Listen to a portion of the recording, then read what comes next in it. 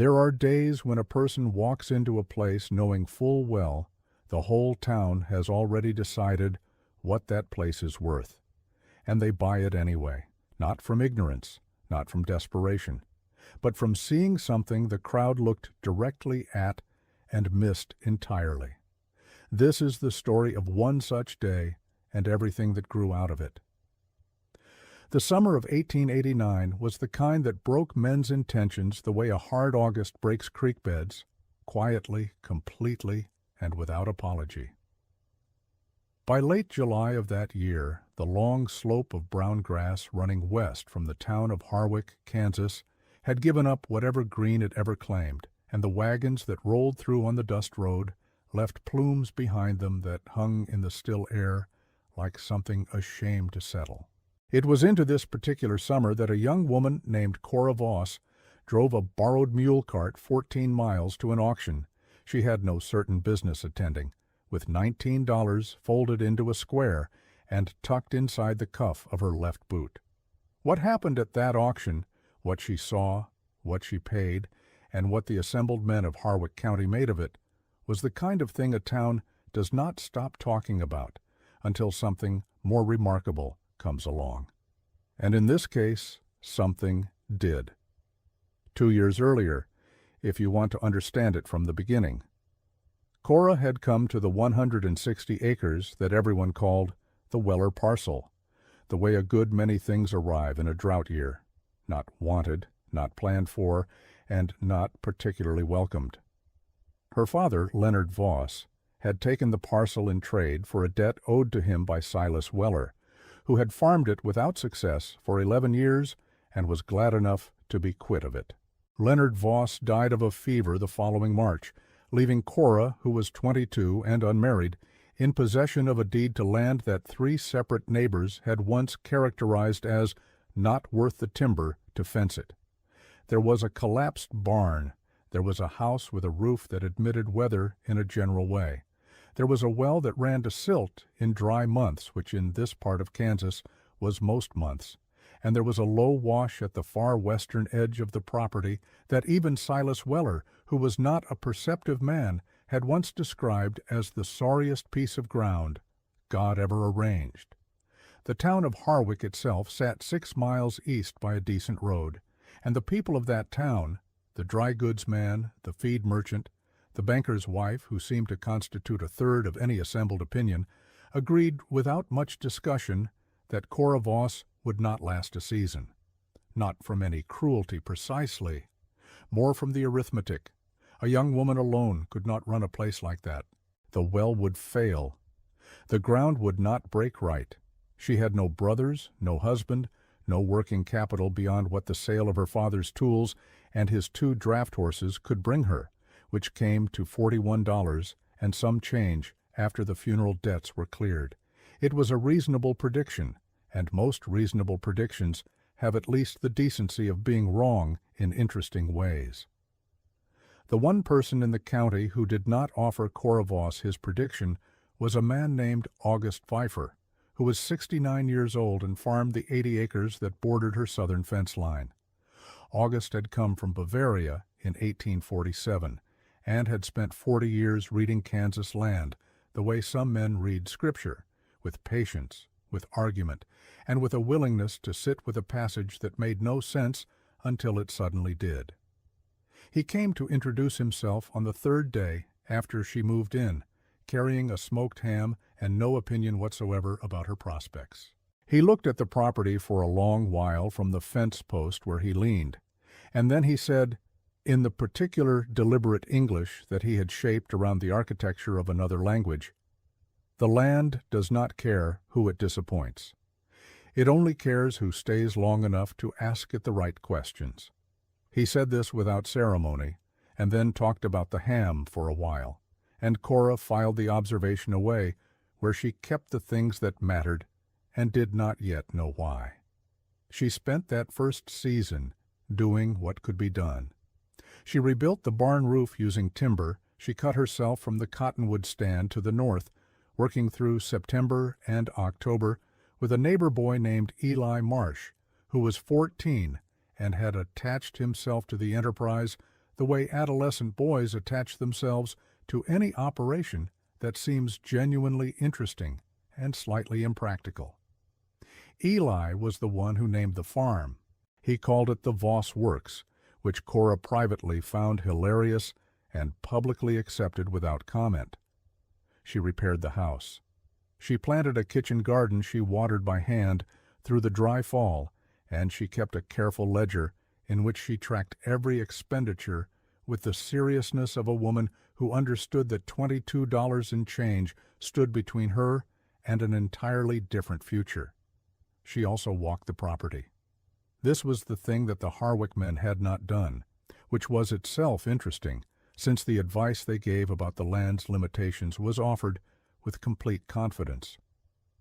She walked every acre in the early morning before the heat arrived and made the ground feel hostile, and she walked them again in the evening when the light came low and long and showed the land's contour in sharp relief.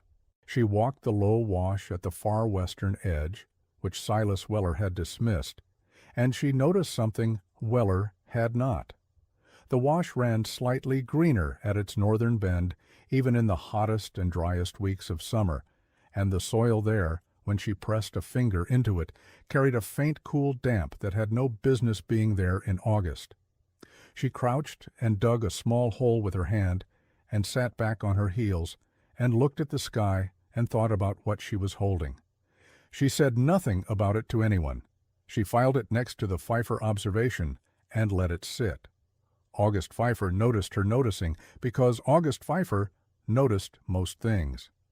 He came to the fence line 2 days later and asked, in his careful way, what she made of the low ground. She said she wasn't certain.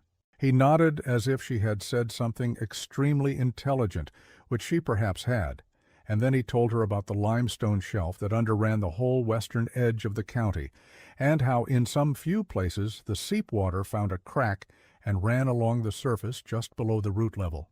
A spring run, he called it, invisible in a normal season, but in a serious drought, he said, and then he paused and looked at the western sky with his weather eye. In a serious drought, it could be the only wet ground for 3 miles in any direction.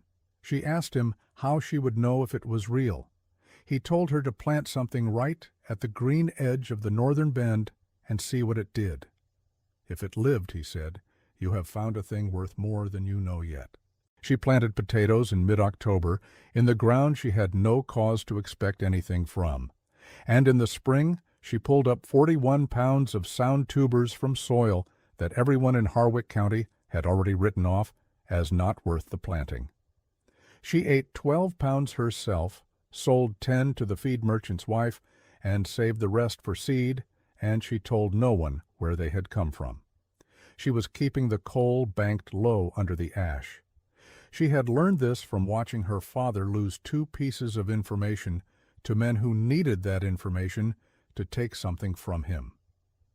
It was in April of 1888, 14 months after she had taken the deed, that she learned about the auction at the Greer farm, 12 miles northwest, where a drover named Pike was being forced by creditors to sell his entire stock on 14 days' notice.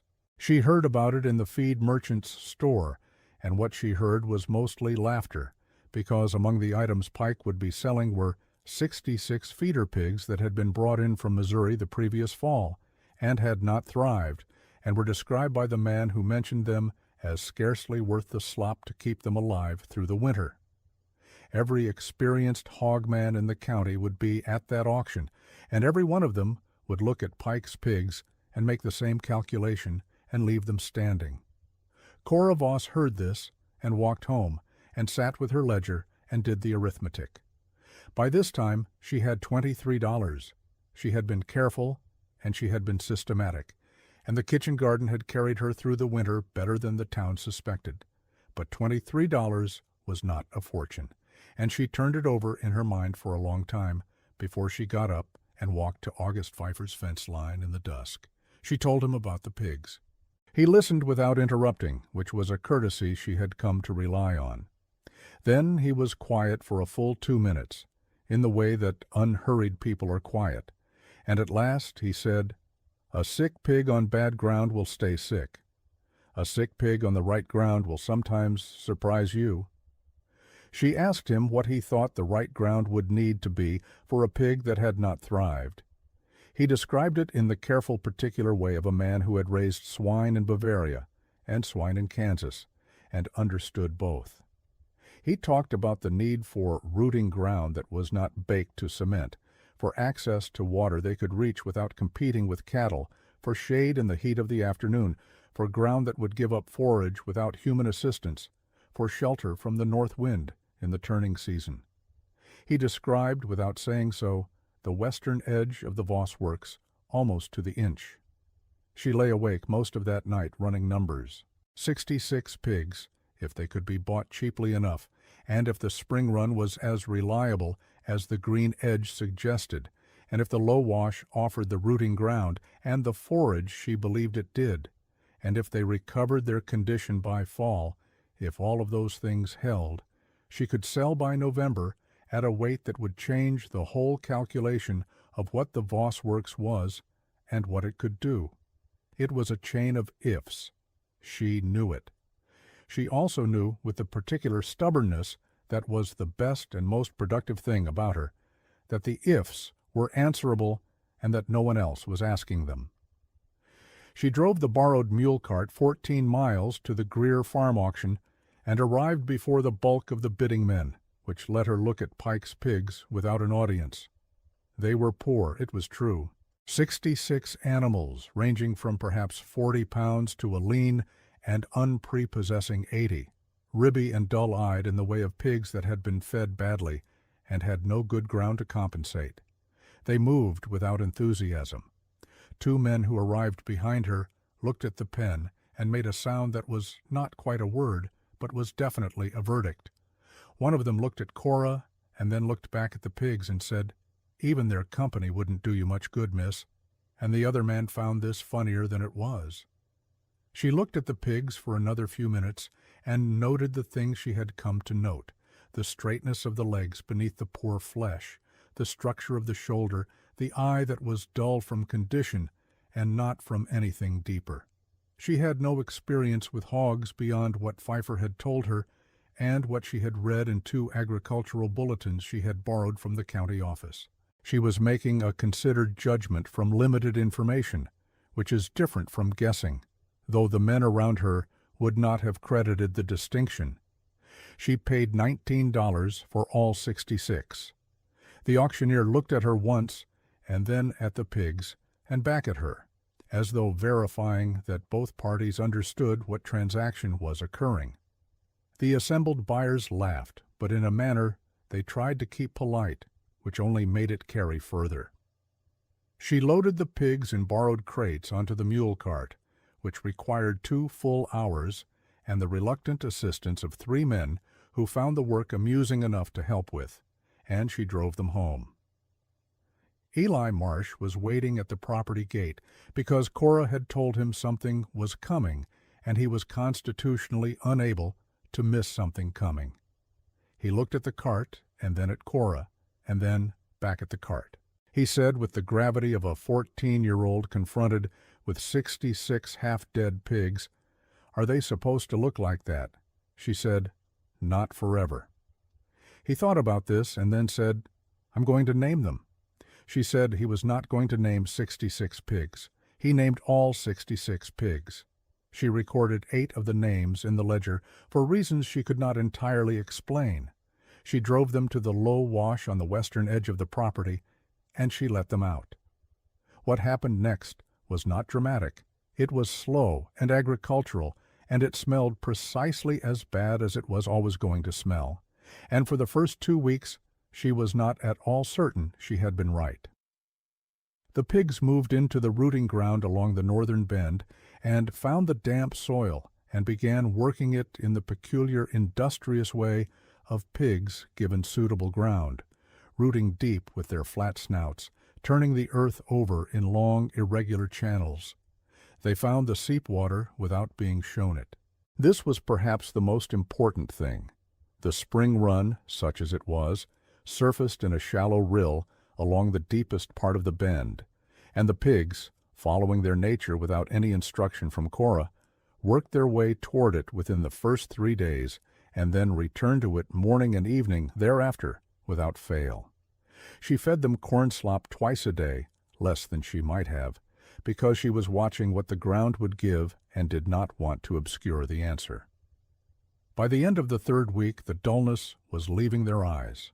By the end of the 2nd month, she could see the condition coming back into their frames, like water returning to a well after rain, slowly and then faster, shoulder flesh filling, coats settling into something that caught the light, differently. She watched this with the attention of someone who had made a bet she could not afford to lose, but had made it anyway on the basis of a calculation she still believed in. August Pfeiffer came and looked over the fence in early June, and was quiet for a long time, and then said, "The ground is feeding them." She said she thought so. He said, "I have not seen that wash run wet in 4 dry years." She said it was running now. He looked at the sky in his weather-eye way, and did not say what he was thinking, but his expression suggested that whatever the summer ahead intended to do, he was not unprepared to take its meaning seriously.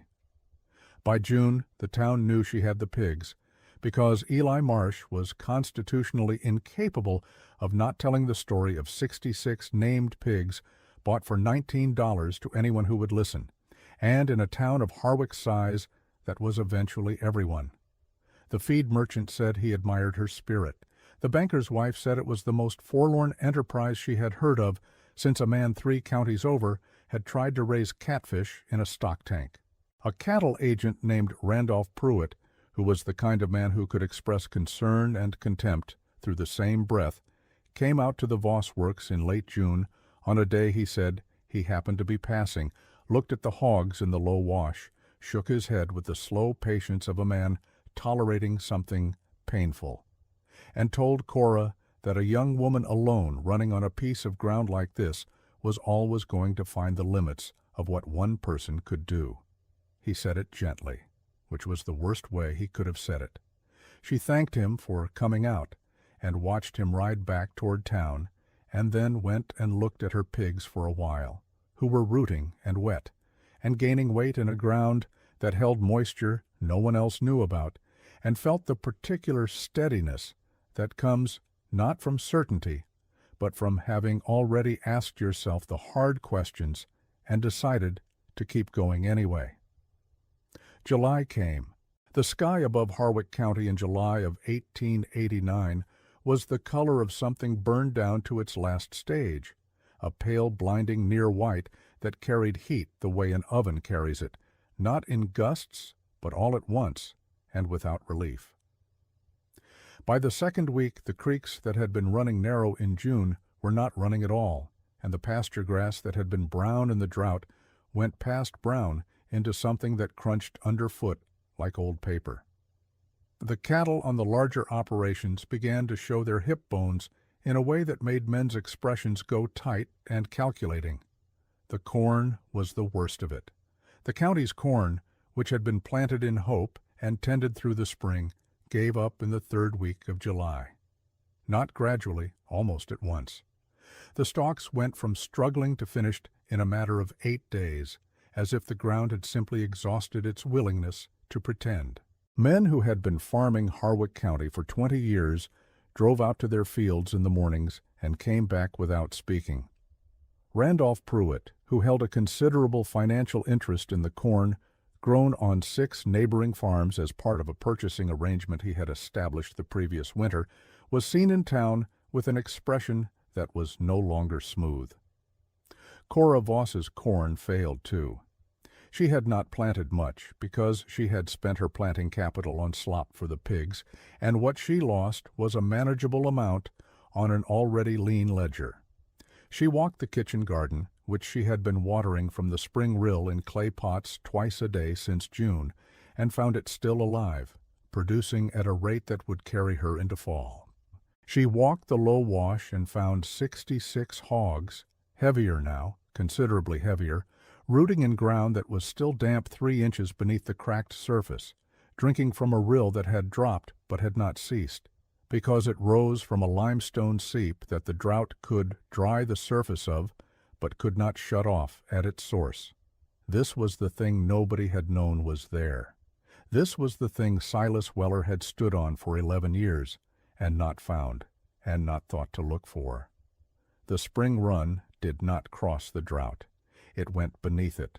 She did not go to town if she could help it during July, not because she was hiding, but because the farm required her attention at every hour, and also because she understood, with the precision that had been developing in her over 2 years of close observation, that what was happening in the low wash needed to keep being quiet for a while longer. She kept the coal under the ash. She watched the rill, and she watched the hogs, and she counted weight by eye and by the feed consumption numbers in her ledger, and she did the arithmetic again and again in the margins of the page. She had also, in early July, received a visitor she had not expected.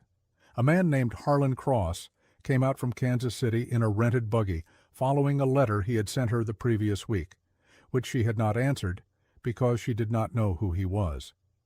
He explained himself at the gate.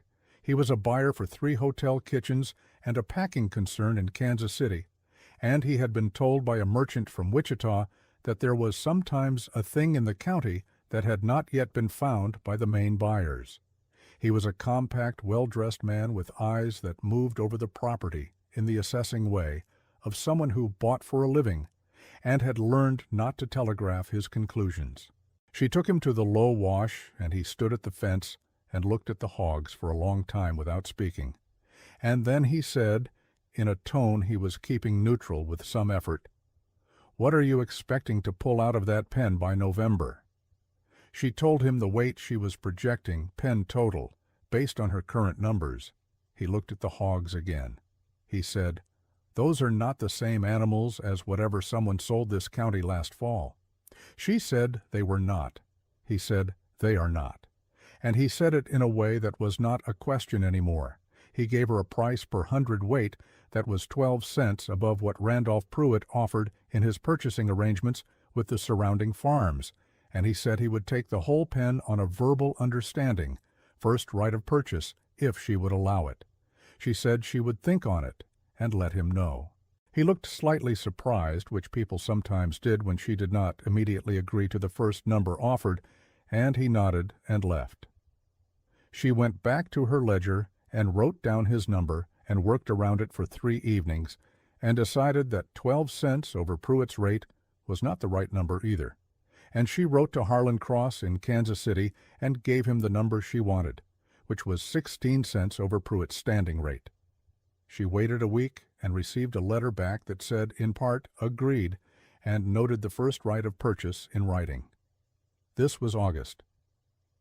August arrived in Harwick County like the open door of a furnace. Randolph Pruitt came back to the Voss Works on a Wednesday in the second week of August, and this time he did not pretend to be passing. He came in a good horse and a better coat, and sat it very straight at the gate and asked if he might have a conversation. She brought him to the porch and gave him water from the kitchen cistern, which she had been supplementing from the rill. And he looked out at the dried slope of the main field, and then spoke in the careful way that meant he was managing something beneath what he was saying. He said he was aware of her situation, meaning the poor harvest, meaning the drought, meaning the general difficulty, and he said he would be willing to make her an offer on the property. Not the whole 160, he said, but the western section with the low ground which adjoined one of his own operations and which he had long thought was an underutilized parcel. He offered $80 for the 40 acres of the western section, including the low wash. He said it was a fair price for ground that had not produced. She looked at him for a moment and then said, "How did you know the count on those 40 acres?" He said he had simply estimated. She said the western section was not for sale. He repeated the price, which went up slightly in the repetition to $90, as if the number were a courtesy. She said she understood the offer, and the western section was not for sale. He shifted the quality of his expression and said that a young woman managing alone was always going to find certain pressures accumulating, financial pressures in particular, and that it was no failing to recognize when a reasonable offer was the right solution. She looked at him and said, with the plainness that had become her natural register, "The ground you want to buy is the reason I am not in the difficulty you are describing, Mr. Pruitt. I know what is in it, and I know that you know, and I know that you could only know it from having been told by someone who has walked this property within the last 60 days, which is about 2 people, and one of them is 14 years old."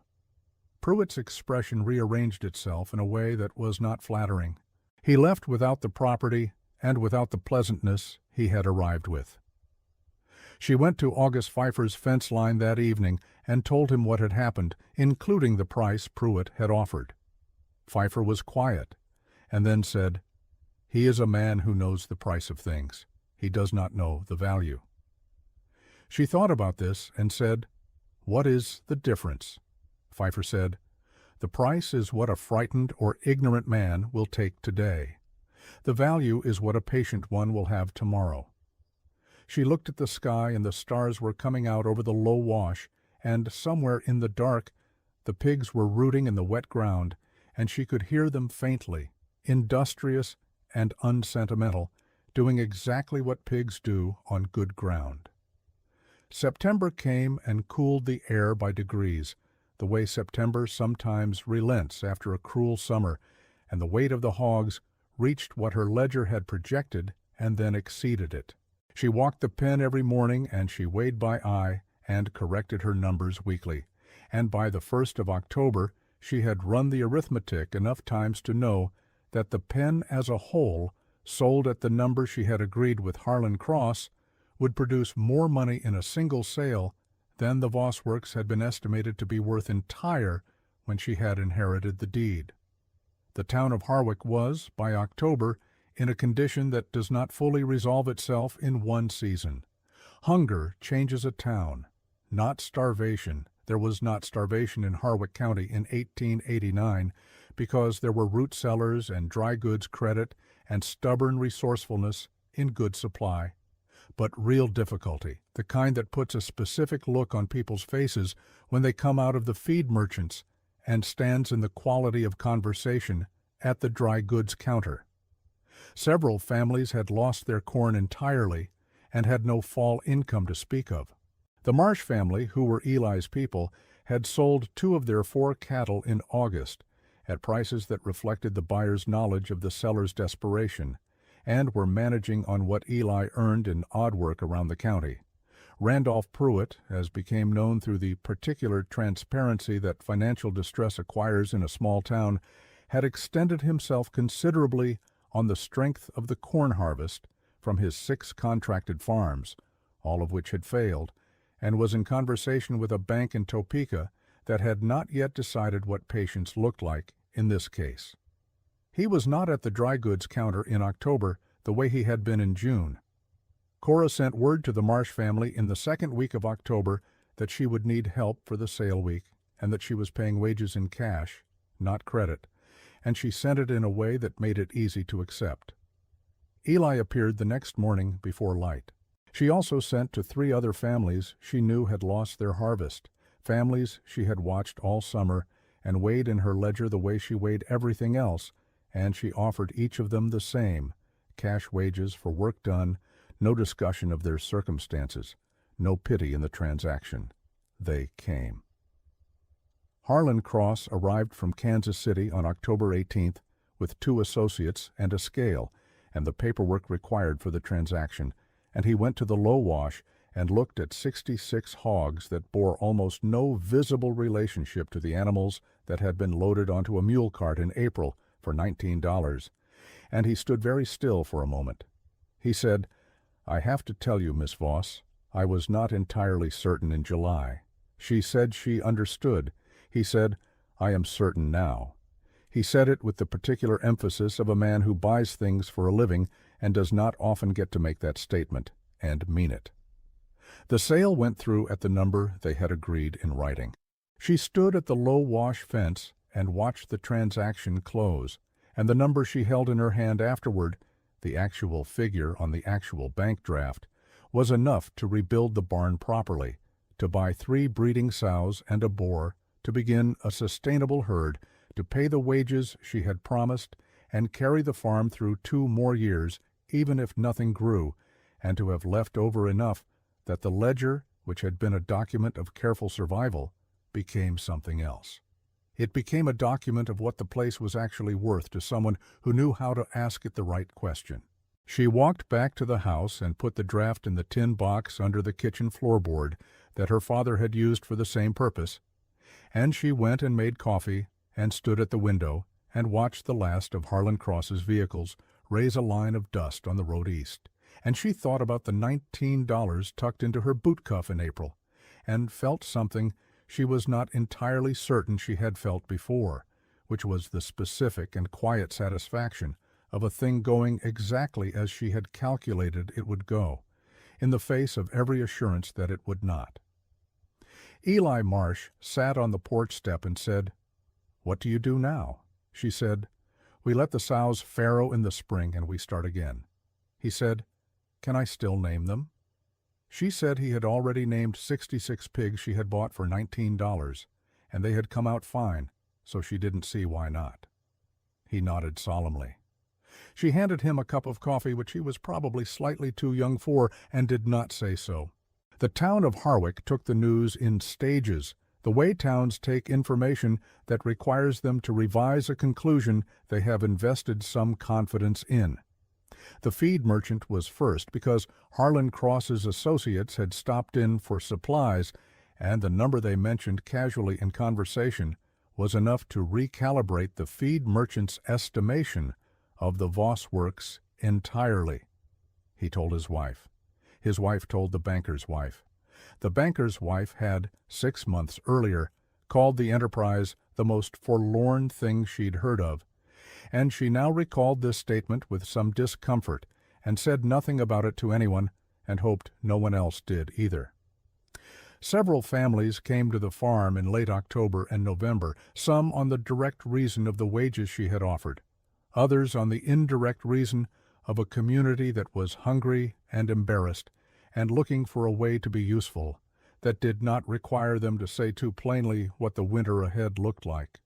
She fed them from the kitchen garden that the spring rill had kept alive through the drought. She gave 3 families root vegetables at cost and 2 families root vegetables without charge.